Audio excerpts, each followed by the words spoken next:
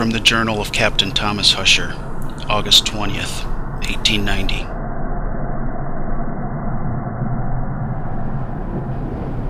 I would now bid that cursed ship farewell, a swift parting from its wooden husk and all the flailing madmen and rotting corpses upon its deck and within its hold.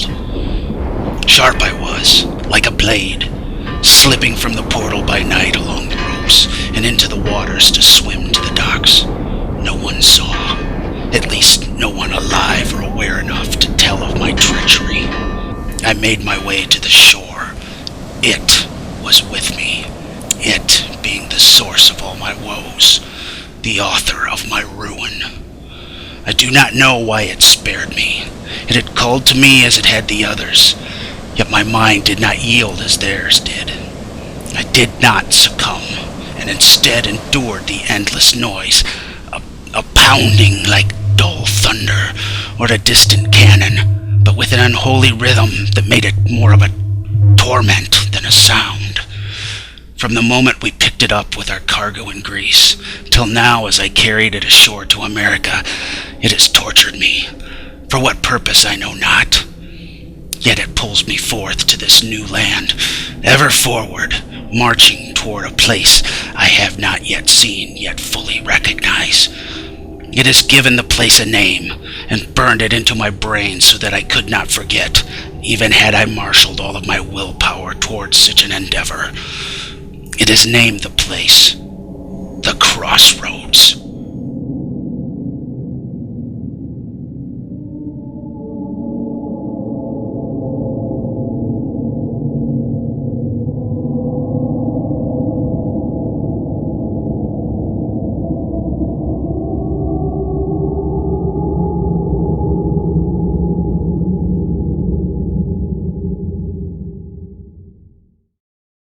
June 18th, 1968, Competa, Indiana. It's stupid the way these things start. A man tries to run away from his old life, only to make a new life that's the exact same story. He stumbles through the same idiotic mistakes, turns down the same dead-end paths, and ends up exactly in the same stupid place he started. But it's not his fault. Fate is more interested in good stories than good men. She'll fight men, beat them, make them cry like little boys, then kiss them till everything's better, just so she can start all over again. She likes the rhyme, the rhythm, the cruel, distorted dance, and the men she falls in love with are like skipping records, songs without end. Straight lines are for mortal men, but us immortals, we're cursed to circles. I was born into the Husher family 30 years ago. My first memory was hearing a drum beat, a steady thrum, thrum, thrum. It wasn't what I would call music. It was a deep, vibrating sound, bouncing through me, filling me, making me numb. Thrum, thrum, thrum. When I got older and told my dad about this memory, he assured me it must have been a dream, like my other dreams, my nightmares. "Mark," he said, "you mustn't be afraid of these dreams. You mustn't run from them. These are stories someone is telling you, messages that can only be seen and heard as you sleep. It's the way gods talk."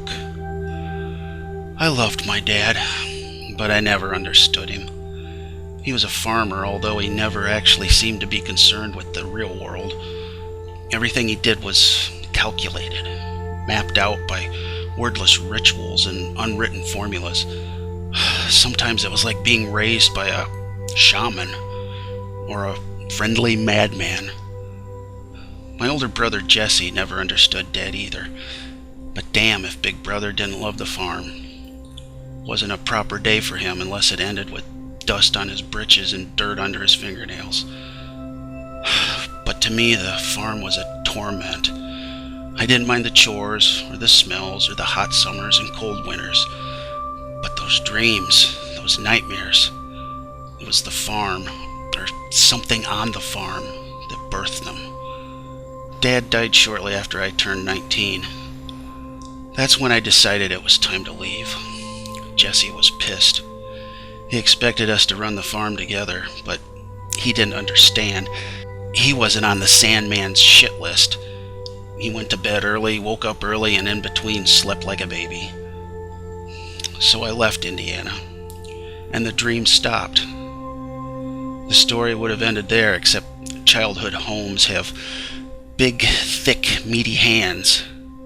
You may think you've gotten far enough away, then they grab you, pull you, drag you back. Fate may be a heartless bitch, but home is a needy ex, and there's always a sense of obligation that sends you back into her embrace when she calls. For me, that obligation started when some local developers were threatening to file eminent domain on the farm. Seems they wanted to put in apartments in a strip mall. Jesse had threatened the assholes with Dad's old Colt 45. He got arrested. Lucky for him, little brother was a lawyer. It was another of those damning circles leading me back, round and round to where I started. Musical chairs for masochists. Honestly, I won't say I didn't miss the place. I hated the nightmares, not the farm. And the life I'd made for myself in Philadelphia seemed somehow fake, dishonest. As if I were trying to play act the kind of life I thought I should be living. By the time I'd gotten a flight, rented a car, and driven back to the old crossroads, as my dad called the farm, Jesse had already made bail, or at least Debbie Fisher had made it for him. Can't explain it, but she'd always had a sweet tooth for Big Brother. When I pulled into the driveway, Deb and Jesse were wrestling with the guts of one tenacious 57 John Deere 820. The small pile of spent Pabst Blue Ribbon cans nearby indicated the struggle was not going in their favor. Deb pulled her attention from the hopeless tractor battle as I parked the car. I'd almost forgotten how tall she was. Close to 5'10", straight as a pole, hair like spun straw, framing that round, freckled face. Her sandaled feet always seemed to spill atop each other when she stood, as if one foot wanted to keep the other from leaving too soon. Jesse called her slim, which I always assumed was because of her height. Found out on my last visit home that it was because the little toe on her left foot was the exact same width as a Virginia Slim cigarette. Don't ask me how the two of them ever got around to making such a discovery, but damn if that wasn't one skinny toe. "Little drummer boy," Deb blurted with a half-drunken grin as I exited the rented Impala. "You'll never let that rest, will you?" I sighed as I shook my head. "You were the hit of the Christmas pageant," she smirked. "I pissed my pants." "That's what made you such a hit," Jesse said as he pulled his grease-slathered face out from under the tractor. He crawled to his feet and stretched.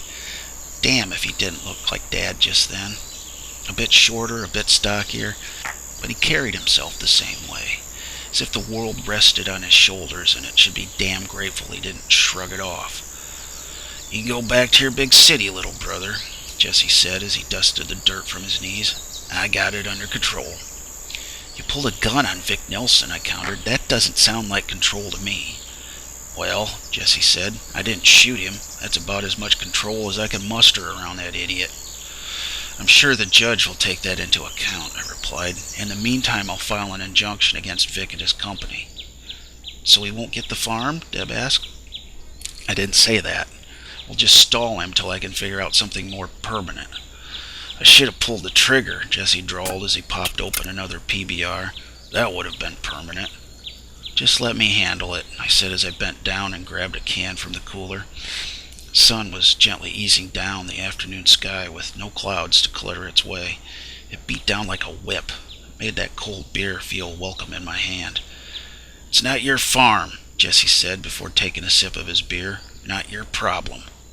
I glared at him. I loved Big Brother, but I hated all the twists that seemed to get in his panties whenever I came home. "You'll bitch at me for the first day or two," I started, "just like every time I visit. Then on the third day or so, maybe you'll take a swing at me or shove me against the wall. We'll tangle for a bit, then one of us will pull a muscle or sprain something or start whining about a loose tooth or whatever.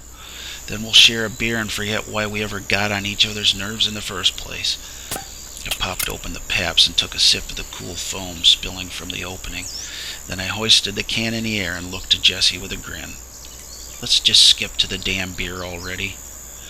Jesse smirked as a little laugh squeezed out the edge of his mouth. He raised his can towards mine, then in one long, smooth swallow, emptied the can.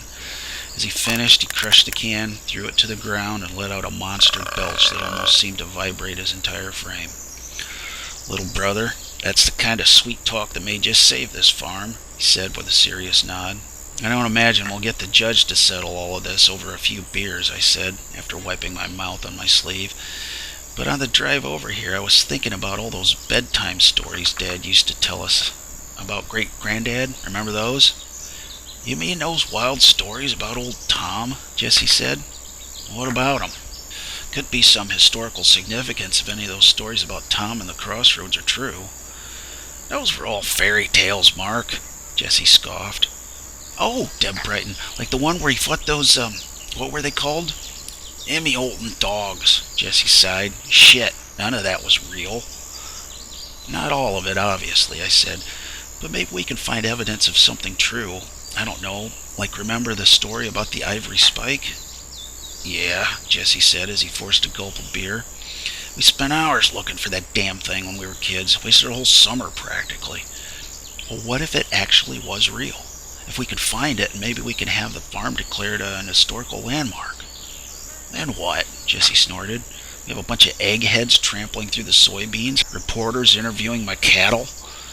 "No, we keep Vic and his bulldozers from destroying our legacy, Jesse." Jesse pursed his lips, shook his head, then bent down to pick up another beer.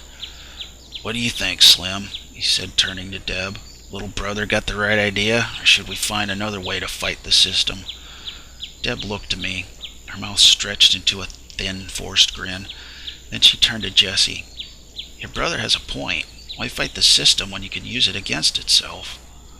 Jesse pulled the tab from his beer can and shrugged. "Well then, let's make history." History had to wait till after supper. "Ma!"